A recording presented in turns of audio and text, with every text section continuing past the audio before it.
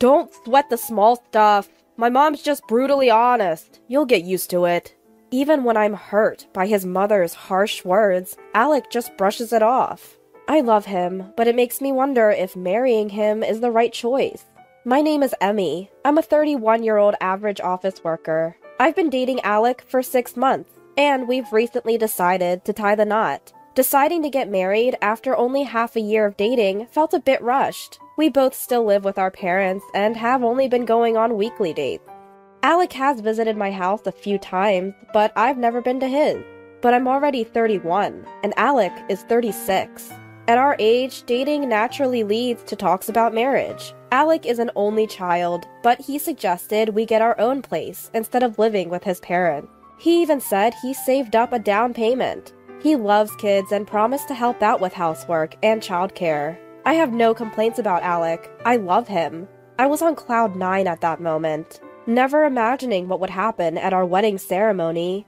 Meeting Alec's parents for the first time was during our pre-wedding visit. I assumed they'd be nice and welcoming, and at first, there were no issues. But then, as we sat down on the living room sofa, his mother blurted out, "You're ugly."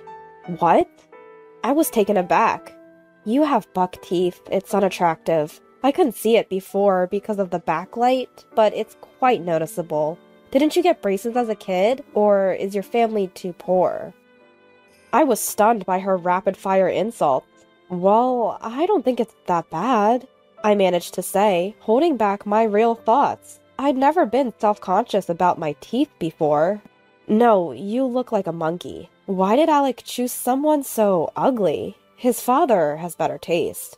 Maybe Alec finds the ugly woman exotic because he's used to beautiful women like me. Alec's mother continued to belittle me. She wore heavy makeup, and sure, she was attractive, but her makeup was so thick, it looked tacky. There aren't many beauties like Mom. I take after Dad, so Emmy is a good match for me, Alec said, failing to defend me.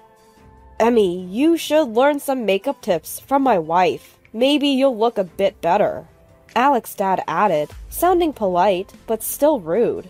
I learned that Alec's mother had won a local beauty pageant, a small-town beauty contest. Why does this family have such a big attitude over something so trivial? And why isn't Alec standing up for me? I was at a loss for words in the face of such rudeness. Then Alec's mother smugly said, "Feeling bad. This is why I don't like women. They get moody so easily. I'm just an honest person. If someone said the same to me, I wouldn't care." I wanted to say, "You're a woman too," but I held my tongue. Alec seemed unfazed. His dad added, "My wife has always been like this. She's straightforward, so we rarely have nasty fights. Emmy, you're lucky to have such an honest mother-in-law." Are you kidding me? I thought, but didn't say anything. I had no idea Alec's parents would be this intense. I barely remember how we wrapped up that visit. After the awkward visit, Alec offered to drive me to the station. On the way, I decided to ask him about what had been bothering me. "Do you think I have buck teeth?" "I don't mind them," he replied. "Good, but why did your mom call me monkey-like?" "She's just honest, isn't she?" I wasn't satisfied with Alec's answer, but I moved on to my next question. What did you mean by settling for me? This had been bothering me too. It means we're a good match. Wait, what? So he's saying I'm not as beautiful as his mother. Not only was he not defending me, but he was also being downright rude. I wanted him to compliment me, even if it was a lie. Should I reconsider this marriage? I was starting to have doubt. I had my reasons for wanting to move out and get married. My brother Justin was already married and living at home. We have a large house in the suburbs with plenty of rooms. I had planned to move out when Justin got married, but we all get along so well, and his wife Beatrix is so friendly that I've stayed put. But I knew it was time to move on. When I got home, Justin had just returned from work. I asked him the same question. "Do you think I have buck teeth?" "What? No, never noticed." "Right? Did someone say something? You were visiting Alec's family today, right?" "No, just wondering." I dodged, impressed by his intuition. A warning bell was ringing in my mind, telling me to reconsider the marriage. but I had come this far. We'd be fine as long as his parents stayed out of our lives, I told myself. Then came the wedding day. Throughout the preparations, my mother-in-law kept criticizing me. I decided to ignore her. I had a lot to do, and we rarely saw each other. If we could just get through the wedding, we'd be married. We'd be happy. Or so I thought. Unfortunately, an incident occurred. It happened while my boss was giving a speech, praising me to the skies. I was both pleased and embarrassed. I looked up to see how my family was reacting and caught my mother-in-law's eye. She didn't seem to find it interesting that I was being praised and had a surprisingly hateful look on her face. She looked furious, probably from too much wine. Empty wine bottles littered the table. Mother-in-law slowly stood up. She stood up and walked toward the MC, grabbing the microphone. The host was confused, and I couldn't help but be confused too. Emmy is in the sun at work. Listen, everyone! She shouted, interrupting my boss. It was incredibly rude. Mother-in-law continues, without worrying. Enough! I know who this boss is, but you're praising Emmy way too much. She can't be that great. She's over 30 and still living at home, so she must be useless at housework. She's a defective woman. Even with makeup, she's ugly. The room fell silent. My boss stood frozen, still holding the mic. Hey, what are you doing? Stop it! My boss was speaking, I shouted, my voice echoing in the room. My mother-in-law looked dangerously drunk. I'm just telling everyone the truth. I'm exposing you for what you are. This isn't the time or place for that. It doesn't matter. Women should speak their minds too. If something's wrong, it's wrong. Your boss didn't praise you that much either. Gender doesn't matter here. We're talking about interrupting a speech. As I argued, I realized something. Earlier, when Alec's boss gave a speech, he mostly talked about the company and barely praised Alec. That must have upset her, and the alcohol fueled her emotions. Enough! A daughter-in-law should obey her mother-in-law. See how cheeky she is? She's not as great as everyone says. But since we've already had the wedding, I guess I'll have to discipline her. Please be kind to my buck-toothed, ugly daughter-in-law.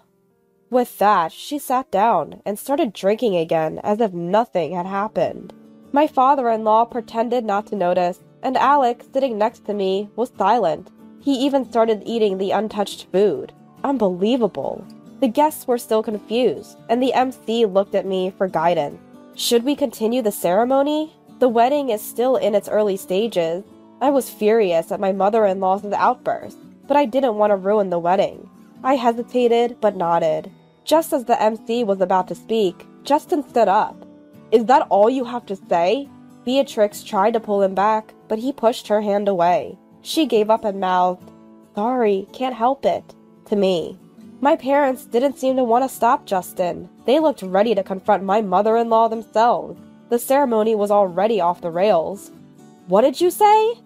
my mother-in-law asked. Justin repeated his words, his voice low and menacing. "Is that all you have to say?"